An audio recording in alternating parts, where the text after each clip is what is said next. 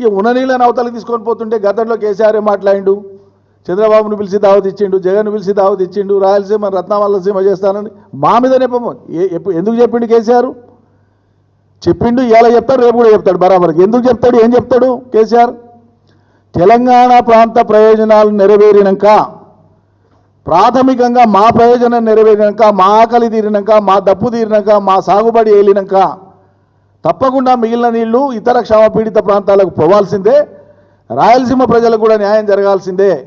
ఇది ఆనాడు, నేడు, రేపైనా మేము ఇది మాట్లాడతాం, దీనికి కట్టుబడి ఉన్నాం మేము. నువ్వు తెలంగాణను గాలికి వదిలేసి అవతలకు సాయం చేసేటువంటి విధంగా నువ్వు మాట్లాడతావు. రోజు తెలంగాణను తేలిక చేసి మాట్లాడతావు, 10 ఏళ్ళ తెలంగాణను అవమానించి మాట్లాడతావు. కేసీఆర్ లేకపోతే నువ్వు ఎక్కడన్నా నాకు అర్థం కాదు. ఇది తమాషాగా ఉంది. తెలంగాణనే లేకపోతే నువ్వు తెలంగాణ ముఖ్యమంత్రి ఎట్లయితావు?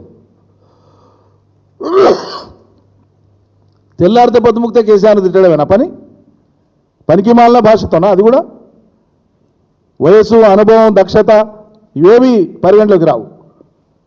అంత హేళన చేసి అంత కడుపులో తీవ్రమైన విషయంతో మాట్లాడితే కానీ నీకు అది తృప్తి జరగదా? ఎంత తీక్షణంగా గుచ్చి మాట్లాడితే అంత ఆనందపడేటట్లు. ఇది ఏం పద్ధతి? ఇదో రకమైన మానసిక రుగ్మతనే అనిపిస్తుంది, నాకు అర్థం కాదు.